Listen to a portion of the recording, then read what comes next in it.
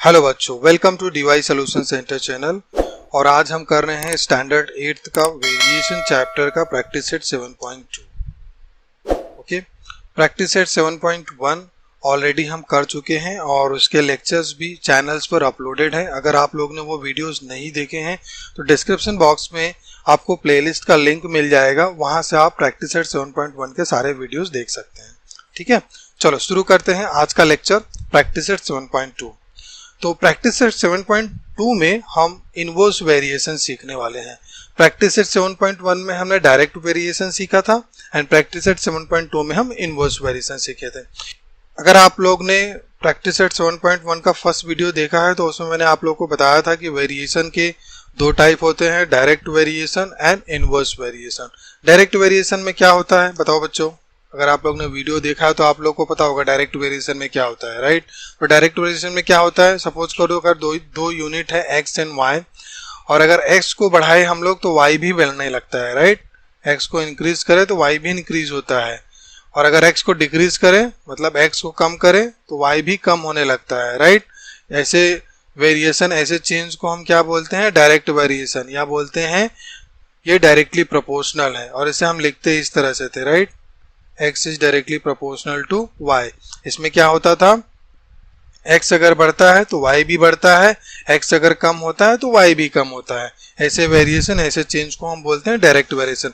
ये हम already practice set 7.1 में सीख चुके हैं और इससे रिलेटेड जितने भी सम थे प्रैक्टिस सेट 7.1 में वो हम सॉल्व कर चुके हैं। ठीक है, चलो आज के लेक्चर में हम करेंगे प्रैक्टिस सेट 7.2 इनवर्स वेरिएशन। अब इनवर्स वेरिएशन में क्या होता है पहले हम लोग वो समझ लेते हैं। तो इनवर्स वेरिएशन में भी अगेन यहाँ पर दो यूनिट होगी। सपोज करो एक यूनिट x है एंड दूसरी यूनिट y है। बट इसमें क्या होगा बच्चों, देखो अगर x बढ़ेगा ना तो y कम होने लगेगा। उल्टा, इनवर्स का मतलब क्या होता है? उल्टा। तो यहाँ पे उल्टा होगा, अगर x बढ़ेगा तो y कम होगा, और अगर x कम होगा मतलब x घटेगा तो y बढ़ने लगेगा। उल्टा होगा, जो ये करेगा ना उसका उल्टा y करेगा। ठीक है, मतलब x बढ़ेगा तो y कम होगा, x घटेगा तो y बढ़ेगा। ठीक है, समझ में आया बच्चों? ये होता है इनवर्स वेरिएशन। चलो इनवर्स वेरिएशन का हम एक एग्जांपल देख लेते हैं तो आप लोग को और अच्छे से समझ में आएगा। तो एक मैं सिंपल सा एग्जांपल बताता हूँ आप लोग को। आप लोग क्रिकेट खेलते हैं, राइट? क्रिकेट में क्या लगता है हमें? बैट लगता है। तो जब भी बैट खरीदना होता है तो हम क्या करते हैं? कॉन्ट्री करते हैं, राइट? कोई अकेला तो बैट खरीदता नहीं है। जितने लोग भी खेलते हैं, जितने प्लेयर्स होते हैं, आप लोग की 5 लोग की टीम है, 10 लोग की टीम है, राइट? 5 लोग हैं, 10 लोग हैं, 15 लोग हैं, 20 लोग हैं, सब लोग क्या करते हैं? थोड़ा थोड़ा अमाउंट शेयर करते हैं, राइट? उस बैट को खरीदने के लिए। तो सपोज करो कि आप लोग एक बैट खरीदने जा रहे हो, उसका कॉस्ट 400 रुपीज़ है। उसका कॉस्ट कितना है? 400 रुपीज़। और अज्यूम करो कि अभी अकेला ही बंदा बैट खरीद रहा है। ठीक है, वो बंदा बेचारा अकेला है, बाकी लोग पैसे नहीं दे रहे। खेलने तो सब आ जाएंगे लेकिन पैसे नहीं दे रहे। ऐसा नहीं करने का बच्चों, हाँ? चलो अज्यूम करो कि कोई अकेला बंदा बैट खरीद रहा है। ठीक है, तो यहाँ देखो मैंने लिखा है नंबर ऑफ प्लेयर्स, ठीक है, जो बैट खरीदने वाले हैं। तो अभी अकेला बंदा बैट खरीद रहा है तो उसको कितने पैसे देने पड़ेंगे? 400 रुपीज़, राइट? उसका शेयरिंग कितना होगा? 400 रुपीज़ होगा। उसको 400 रुपीज़ पे करने होंगे उस बैट को खरीदने के लिए। अब बेचारा वो जो अकेला बंदा है उसको तो 400 देने पड़ेंगे, वो उसको ज़्यादा लग रहा है, राइट? अब वो अकेला बंदा देगा लेकिन खेलेंगे सब लोग, तो वो बाकी बंदों को भी बुलाएगा, नहीं भाई चलो कॉन्ट्री करो। तो मान लो कि अभी 2 बंदे हो जाते हैं और 2 बंदे कॉन्ट्री कर रहे हैं, बैट खरीद 2 बंदे कॉन्ट्री दे रहे हैं, मतलब शेयर कर रहे हैं अमाउंट को। तो अभी बोलो अगर बैट का कॉस्ट 400 रुपीज़ है तो एक प्लेयर को कितना देना होगा बैट के लिए? कैसे पता चलेगा? डिवाइड कर दो इसको, ये तो पता ना आप लोग को सिंपल। अगर बैट का कॉस्ट 400 है तो एक बंदे को अगर अकेला बंदा खरीदता है तो उसको 400 देना पड़ेगा, और अगर 2 बंदे पैसे देते हैं तो हर एक बंदे को कितना देना पड़ेगा? 200, राइट? हर एक को कितना पैसा आएगा? 200। तो एक बंदा 200 देगा, दूसरा बंदा 200 देगा, और बैट का कॉस्ट हो जाएगा 400 रुपीज़, राइट? अभी मान लो 2 बंदे से और बंदे बढ़ जाते हैं, और प्लेयर बढ़ जाते हैं। ठीक है, 4 प्लेयर हो जाते हैं। तो अगर 4 प्लेयर हो जाते हैं तो हर एक प्लेयर को कितने पैसे देने पड़ेंगे बैट को खरीदने के लिए? बैट का कॉस्ट कितना है? 400 है। अगर हर एक प्लेयर 100 रुपीज देता है, तो देखो 100 प्लस 100 प्लस 100 प्लस 100, 4 टाइम 100 करेंगे कितना हो जाएगा, 400 हो जाएगा। मतलब हर एक बंदे को कितना क्वांटिटी देना पड़ेगा, हर एक प्लेयर को कितना क्वांटिटी देना पड़ेगा, 100 रुपीज देना पड़ेगा, राइट। अभी चलो एक और प्लेयर बढ़ जाता है, मान लो ये 5 हो गया, ठीक है, 5 प्लेयर्स हो गए। तो अगर 5 प्लेयर्स हो गए तो हर एक प्लेयर को कितना शेयरिंग देना पड़ेगा, कितना कॉस्ट आएगा बैट का, देखो डिवाइड कर लो, 400 है, राइट। 5 में डिवाइड कर, 5 से डिवाइड करना है, राइट। 5 8s आर 40, राइट, और ये 0 बचा, मतलब कितना आ गया, हर एक बंदे को कितना देना पड़ेगा, 80 रुपीज, हर एक प्लेयर को शेयरिंग आएगा 80 रुपीज का, राइट। अभी चलो और टीम बड़ी हो जाती है, मान लो कि 8 प्लेयर हो गए टोटल कितने प्लेयर हो गए, 8 प्लेयर हो गए। अभी 8 प्लेयर होंगे तो कितना कंट्री आएगा, चलो अगेन निकालो, डिवाइड करो 400 को, राइट। 8 प्लेयर हो गए, 8 5s आर 40, राइट, अरे 0 आएगा। मैं आगे सॉल्व नहीं कर रहा हूँ, इतना आप लोग को आता रहेगा, मैं अज्यूम कर रहा हूँ, ठीक है। डिवीजन कितना आ गया, अगर 8 प्लेयर्स है तो कंट्री कितना बैठेगा, 50 रुपीज, हर एक बंदे को 50 रुपए देना पड़ेगा, राइट। 50 रुपीज देंगे तो 400 की बैट मिल जाएगी। अभी चलो मान लो कि और टीम बड़ी हो जाती है, 10 प्लेयर हो जाते हैं, ठीक है। अभी अगर 10 प्लेयर हो गए तो हर एक प्लेयर को कितना पैसा देना पड़ेगा, 400 की बैट है तो डिवाइड करो 400 को 10 से, ये आएगा 40 रुपीज, राइट। हर एक प्लेयर को कितना देना पड़ेगा, 40 रुपीज देना पड़ेगा।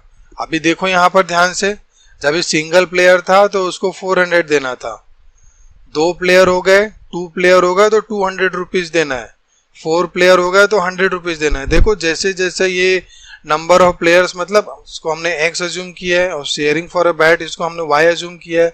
देखो जैसे जैसे नंबर ऑफ प्लेयर्स इंक्रीज हो रहे हैं ना, ये डिक्रीज हो रहा है, शेयरिंग क्या हो रहा है, डिक्रीज हो रहा है, राइट।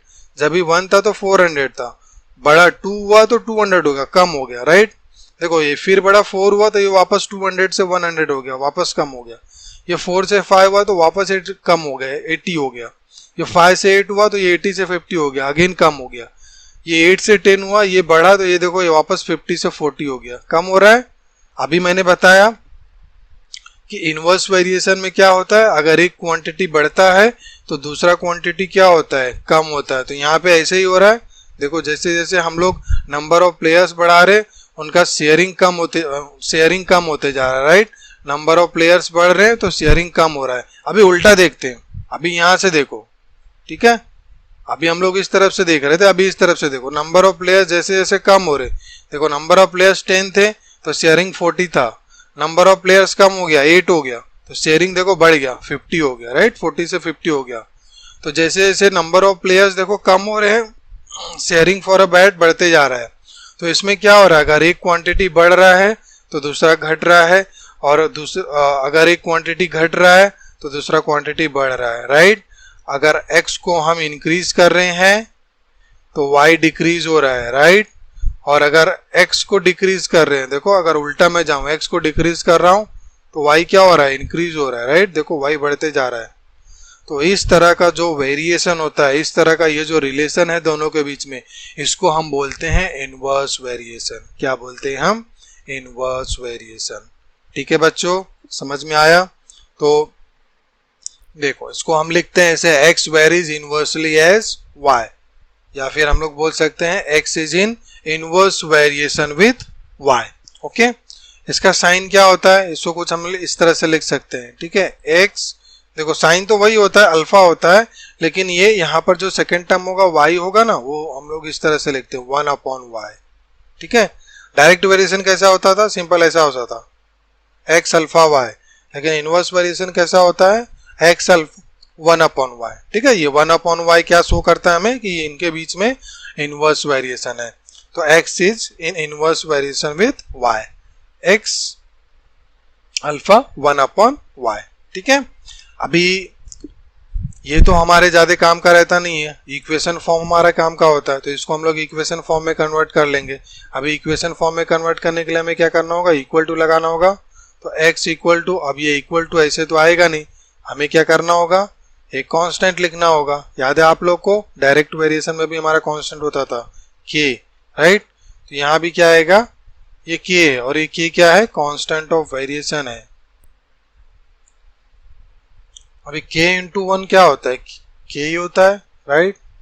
तो x इक्वल टू हम क्या लिख सकते हैं, k अपॉन वाई, राइट। अभी ये y यहाँ पे डिवीजन में, उसको इस तरह भेजो तो ये क्या हो जाएगा, x into y equal to k, right. ये जो हमें फॉर्म मिला इसको हम बोलते हैं इक्वेशन ऑफ वेरिएशन, ठीक है।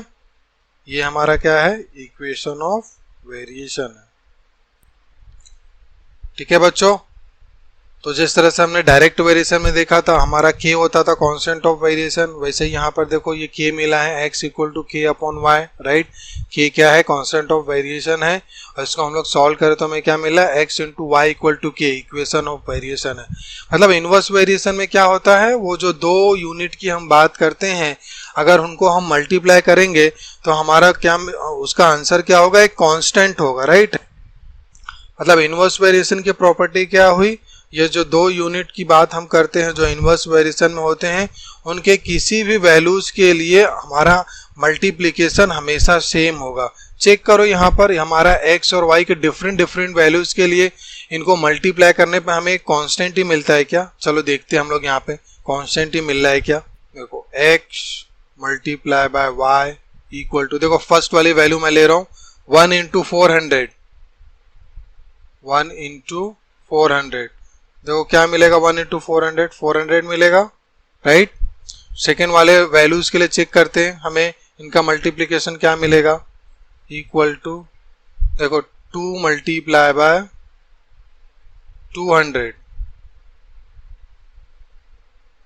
मल्टीप्लाई करो 2 2 जा 4, 400, यहाँ भी 400 मिला, राइट। थर्ड वाली वैल्यू के लिए चेक करते हैं, x multiply by y equal to क्या है, 4 इंटू 100, मल्टीप्लाई करो क्या मिलेगा 400, राइट। ये वाले वैल्यू के लिए चेक करो, x हमारा 5 है, y हमारा 80 है, x multiply by y, 5 multiply by 80,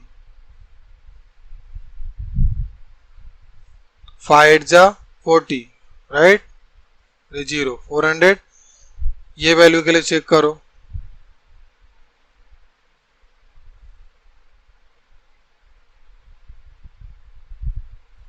8 multiply by 50, 8 5 जा 40, यहाँ भी 400 और 10 मल्टीप्लाई बाय 40, ये भी क्या मिलेगा, 400 मिलेगा। मतलब ये सब जगह x इंटू वाई हमारा क्या मिलता है, 400 ही मिलता है, right. x into y, x into y, x into y, ये 400 ही मिलता है, राइट। तो x इंटू वाई अगर मल्टीप्लाई करेंगे तो जो उसका आंसर मिलेगा वो एक कांस्टेंट टर्म मिलता है, राइट। और ये ऐसा क्यों हो रहा है, क्योंकि ये इनवर्स वेरिएशन की प्रॉपर्टी है, राइट। तो यहाँ पर देखो हमें इक्वेशन ऑफ वेरिएशन क्या मिला है, x इंटू वाई हमेशा k होगा, एक कांस्टेंट होगा। समझ में आया बच्चों, तो ये हो गया इनवर्स वेरिएशन, ठीक है। तो इनवर्स वेरिएशन में क्या होता है, इनवर्स वेरिएशन में अगर फर्स्ट वाला टर्म इंक्रीज हो रहा है तो सेकंड वाला टर्म डिक्रीज होगा, और अगर फर्स्ट वाला टर्म डिक्रीज हो रहा है तो सेकंड वाला टर्म क्या होगा, इंक्रीज होगा, ठीक है। ये इस तरह से हम लोग पहचान सकते हैं कि दो यूनिट के बीच में अगर इस तरह का रिलेशन है तो हम उसमें बोलेंगे कि ये इनवर्स वेरिएशन में है, ठीक है। अभी जब भी हम लोग 7.2 के क्वेश्चन सॉल्व करेंगे ना तो उसमें अभी हमें क्या हो गया, डायरेक्ट वेरिएशन भी पता है, इनवर्स वेरिएशन भी पता है, तो वो सम्स में एक्सप्लिसिटली स्पेसिफाई नहीं करेगा कि इनके बीच में कौन सा रिलेशन है, वो आपको पहचानना पड़ेगा। तो किस तरह से हम लोग पहचानेंगे, हम लोग चेक करेंगे अगर पहला वाला यूनिट बढ़ रहा है, ठीक है, अगर पहला वाला यूनिट बढ़ रहा है तो सेकंड वाला भी यूनिट बढ़ रहा है क्या, अगर ये इंक्रीज हो रहा है और ये भी इंक्रीज हो रहा है तो डायरेक्ट वेरिएशन होगा। लेकिन अगर ऐसा होगा ये इंक्रीज हो रहा है और सेकंड वाला डिक्रीज हो रहा है, ठीक है, तो ये इनवर्स वेरिएशन होगा। और अगर पहला वाला डिक्रीज हो रहा है दूसरा वाला भी डिक्रीज हो रहा है तो ये क्या है, डायरेक्ट वेरिएशन। लेकिन अगर पहला वाला डिक्रीज हो रहा है दूसरा वाला इंक्रीज हो रहा है, ठीक है, तो ये क्या होगा, इनवर्स वेरिएशन होगा। मतलब अगर उल्टा हो रहा है तो इनवर्स वेरिएशन है, और सीधा सीधा हो रहा है मतलब एक पहला बढ़ रहा है दूसरा भी बढ़ रहा है, पहला घट रहा है दूसरा भी घट रहा है, तो वो डायरेक्ट वेरिएशन हो गया। लेकिन अगर उल्टा होगा तो वो इनवर्स वेरिएशन होगा, ठीक है बच्चों। चलो अब हम सॉल्व करते हैं प्रैक्टिस सेट 7.2 के क्वेश्चन। देखो प्रैक्टिस सेट 7.2 का फर्स्ट क्वेश्चन क्या है, the information about number of workers and number of days to complete a work is given in the following table, complete the table. ठीक है, तो नंबर ऑफ वर्कर्स दिया हुआ है, ठीक है, कुछ काम हो रहा है, उस काम को करने के लिए कितने वर्कर्स लग रहे हैं वो दिया हुआ है, और उन वर्कर्स को उस काम को करने में कितने दिन लग रहे हैं, कितने डेज लग रहे हैं वो दिया हुआ है। ठीक है, अब इसकी हेल्प से हमें क्या करना है, इस टेबल में जो भी मिसिंग वैल्यूज है वो हमें फिल करना है। ठीक है, तो सबसे पहला स्टेप हमें ये समझना होगा कि ये जो टेबल दिया हुआ और ये जो वैल्यूज दी हुई है इसके हिसाब से हमें फाइंड आउट करना पड़ेगा कि इनके बीच में किस टाइप का वेरिएशन है, किस टाइप का रिलेशन है। ठीक है, ये डायरेक्ट वेरिएशन है कि इनवर्स वेरिएशन है, वो हमें फर्स्ट चेक करना होगा, क्योंकि यहाँ पे वो रिलेशन तो दिया हुआ नहीं है। अगर हमें वो रिलेशन दिया होता कि ये डायरेक्ट वेरिएशन में है या फिर ये इनवर्स वेरिएशन में है तो हम उनकी प्रॉपर्टी यूज करके आगे इसे सॉल्व कर लिए होते, बट यहाँ पर तो कुछ बता ही नहीं रहा है। तो हमें फर्स्ट चेक करना होगा कि भाई ये कौन सा वेरिएशन है यहाँ पर। ठीक है बच्चों, तो चलो हमें वैल्यूज देखते हैं। ठीक है, और इससे हम लोग समझते हैं कि यहाँ पर क्या हो रहा है। देखो नंबर ऑफ वर्कर्स 30 है तो डेज कितना है, 6 है। ठीक है, फर्स्ट वैल्यूज के लिए ये हो रहा है। सेकेंड वैल्यूज देखो 20 हो गई, नंबर ऑफ वर्कर्स डिक्रीज हो गया। ठीक है, अब नंबर ऑफ वर्कर्स अगर कम हो गया तो डेज क्या हो गया, देखो 6 से 9 हो गया, ये तो बढ़ गया। ये देखो यहाँ पर नंबर ऑफ वर्कर्स डिक्रीज हो रहा है तो डेज इंक्रीज हो रहा है। ये क्या हो रहा है, उल्टा हो रहा है, रिवर्स हो रहा है। तो जब कभी भी ऐसा उल्टा होता है, एक यूनिट घटता है दूसरा बढ़ता है, तो वो किस टाइप का वेरिएशन होता है, इनवर्स वेरिएशन होता है। राइट, तो हमें पता चलेगा यहाँ पर कि ये दोनों के बीच में इनवर्स वेरिएशन है। राइट, तो चलो हम लोग इसे कैसे सॉल्व कर लेंगे, पहले हम लोग इसको अज्यूम कर लेंगे कि ये x है और दूसरा वाला y है।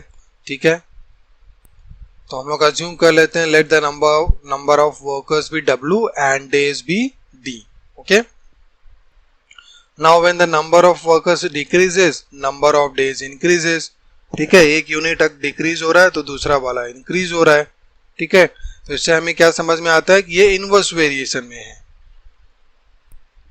इसलिए हमें क्या समझ में आ रहा है, number of workers varies inversely as number of days. Right, दोनों के बीच में इनवर्स वेरिएशन का रिलेशन है, इसलिए हम लोग क्या लिख सकते हैं, देयरफॉर इसको तो हमने अज्यूम किया था w, राइट, और इसको अज्यूम किया था d, नंबर ऑफ डेज को, तो हम लोग क्या लिख सकते हैं, w inversely variation with d। Right, w और d के बीच में कौन सा वेरिएशन है, इनवर्स वेरिएशन है। चलो इसे आगे सॉल्व करते हैं, इससे तो हम कुछ सॉल्व नहीं कर पाएंगे, इसको हम इक्वेशन फॉर्म में करना पड़ेगा। यहाँ लिखेंगे इक्वल टू और यहाँ लिखेंगे k। राइट, और ये k क्या है, हमारा कांस्टेंट ऑफ वेरिएशन है। अभी देखो बच्चों मेरे पास जगह नहीं है इसलिए मैं ये साइड में लिख रहा हूँ। ठीक है, आप लोग नीचे लिखोगे। देयरफॉर ये देखो k, ये d को यहाँ लाओ। ठीक है, ये d यहाँ पे डिवीजन में यहाँ पे आएगा तो क्या हो जाएगा, मल्टीप्लीकेशन में हो जाएगा, तो हमें क्या मिलेगा, w multiply by d equal to ये k इंटू 1 क्या हो जाएगा, k हो जाएगा। राइट, अभी देखो यहाँ पर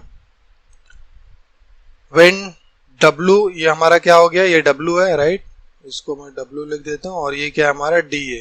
राइट, अभी देखो w की वैल्यू जब 30 है तो d की वैल्यू क्या होती है, 6 होती है। नाउ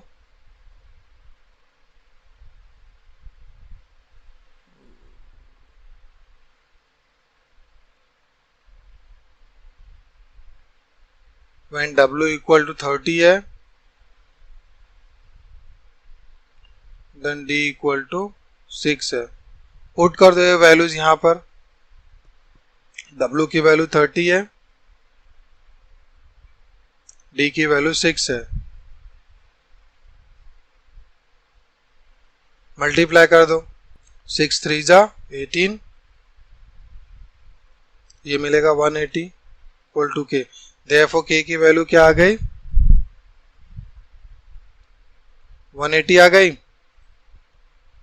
राइट, मतलब ये जो कांस्टेंट ऑफ इक्वेशन था उसकी वैल्यूज हमें क्या मिल गई, 180 मिल गई।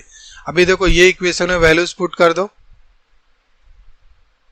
ये जो इक्वेशन हम अज्यूम कर लेते हैं इक्वेशन 1 है, तो इक्वेशन 1 में k की वैल्यू पुट करो तो हमें क्या मिल जाएगा, W multiply by D equal to k की वैल्यू क्या मिल गई 180, राइट। ये मिल गया हमें इक्वेशन ऑफ वेरिएशन, ओके। और ये क्या हो गया equation of variation, W multiply by D equal to 180, right. यही हमने सीखा था, यही हमारा इक्वेशन ऑफ वेरिएशन होता है, राइट। तो यहाँ पर इक्वेशन ऑफ वेरिएशन क्या था, दोनों का multiplication equal to k, k क्या है कांस्टेंट है, तो हमारे कांस्टेंट की वैल्यू यहाँ पे क्या मिली है 180 मिली है, वो हमने पुट कर दिया, तो दोनों का मल्टीप्लिकेशन ये क्या हो गया हमारा constant of equation of variation, ठीक है। देखो अब हमें क्या मिल गया इक्वेशन ऑफ वेरिएशन मिल गया। अभी ये सेकेंड वाले में तो वैल्यूज दोनों की दी हुई है, जहां पर मिसिंग है उसके लिए ये इक्वेशन में हमें क्या करना है, जस्ट ये वैल्यूज पुट करना है और जो मिसिंग वैल्यूज है वो वैल्यू फाइंड आउट करना है, ठीक है। तो चलो मैं इसे नंबर दे देता हूँ यहाँ पे 1, ओके, इसको 2 दे देता हूँ और इसको 3 दे देता हूँ, ठीक है, ताकि आप लोग को समझ में आए। अभी देखो जो हमारा फर्स्ट टर्म है उसके अंदर क्या है, W हमें नहीं पता है, D हमें पता है, राइट। तो यहाँ लिख लेंगे नाउ फर्स्ट टर्म में हमें क्या पता है, W की वैल्यू हमें नहीं पता है एंड D की वैल्यू क्या है 12 है, राइट। नाउ हमारा इक्वेशन ऑफ वेरिएशन क्या है, इक्वेशन ऑफ वेरिएशन देखो क्या मिला था हमें, W multiply by D equal to 180, ये लिख लेंगे हम लोग equation of variation, W multiply by D equal to 180, right. ये हमारा इक्वेशन ऑफ वेरिएशन था। चलो मैं इसमें नंबर दे देता हूँ 2, ये कहाँ से मिला फ्रॉम 2, राइट। फ्रॉम स्टेटमेंट 2 से हमें पता है कि हमारा equation of variation W multiply by D equal to 180 है। सॉल्व कर लो इसे, देयरफॉर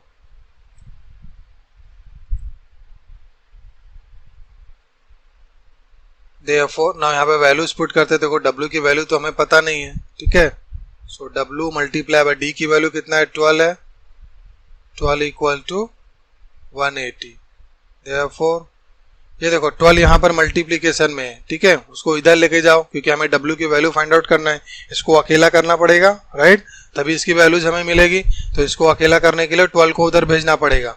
अब 12 ऐसे तो जाएगा नहीं, यहाँ पर अगर मल्टीप्लिकेशन में तो वहां जाएगा तो डिवीजन में हो जाएगा, उल्टा हो जाता है, ठीक है। इक्वल टू के जब उस तरफ भेजते कोई नंबर तो वो उल्टा हो जाता है, यहाँ पर मल्टीप्लिकेशन में तो यहाँ डिवीजन में हो जाएगा। डिवाइड कर दो, W इक्वल टू 12 1 12, 6, 12 5 60, तो W की वैल्यू हमें क्या मिल गई 15 मिल गई, ठीक है। तो यहाँ पर हम लोग पुट कर सकते हैं W की वैल्यू 15,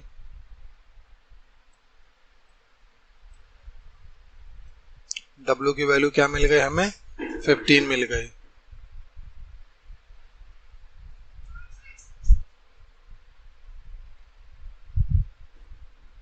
सेकेंड क्वेश्चन में क्या है, देखो W इक्वल टू 10 है, D हमें फाइंड आउट करना है। चलो लिख लो इसे,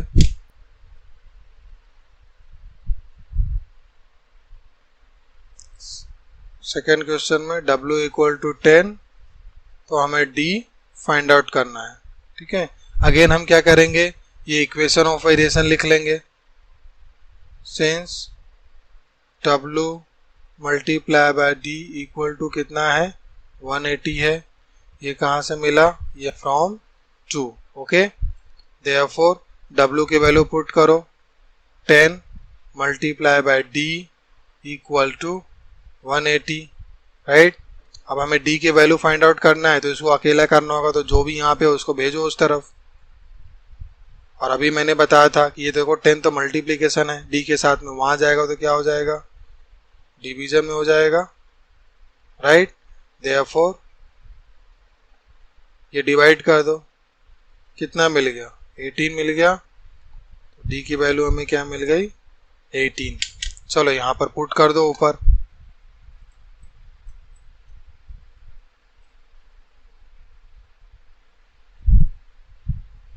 क्या मिला आंसर हमें यहाँ पे 18 मिला। अभी थर्ड क्वेश्चन में क्या है, डी की वैल्यू 36 है, डब्ल्यू की वैल्यू फाइंड आउट करना है। तो चलो लिख लो क्वेश्चन और सॉल्व करते हैं इसे। तो थर्ड क्वेश्चन में डब्ल्यू हमें नहीं पता है और डी की वैल्यू है 36। ओके, अगेन हम लोग पहले क्या लिख लेंगे, इक्वेशन ऑफ वेरिएशन लिख लेंगे। तो इक्वेशन ऑफ वेरिएशन क्या मिला हमें, W multiply by D equal to 180, right. अब देखो W की वैल्यू नहीं पता, D की वैल्यू कितना है 36, रखो यहाँ पर। अभी इतना तो आप लोग एक्सपर्ट हो गए होगे, राइट। सेम सेम सम हम लोग मल्टीप्लाई कर रहे हैं। अभी बोलो बच्चों यहाँ पे क्या करना होगा, W की वैल्यू फाइंड आउट करना है तो इसको अकेला करना होगा, 36 को उधर भेजो, राइट। यही करना होगा या कुछ और करना होगा, स्मार्ट बच्चों बोलो। अभी 36 उधर जाएगा, 180 अपॉन 36, W इक्वल टू, ये देखो कैंसिल करो, 18 टू जा 36, राइट, एंड 18 10 जा 180 हो गया। 2 1 are 2, 2 5 are 10, ठीक है। तो क्या मिला हमें 5/1, और 1 की तो कुछ वैल्यू नहीं होती है, मतलब क्या मिला हमें 5 मिला। तो W इक्वल टू क्या मिला 5। यहाँ पर वैल्यूज पुट कर दो ऊपर। समझ में आया बच्चों किस तरह से हमने सॉल्व किया ये सारे सम। तो हमने क्या किया बेसिकली, चलो पहले ऊपर वैल्यू लोग यहाँ पे पुट कर देते हैं।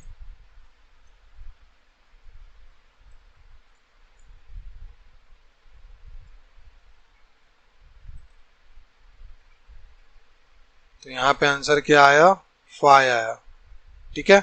अभी मैं स्क्रीन को छोटा कर देता हूँ ताकि आप लोग कॉपी कर सको, ठीक है। तो ये स्क्रीन को मैंने छोटा कर दिया है ताकि आप लोग कॉपी कर सको, सारा सॉल्यूशन आपको दिख सके, ठीक है।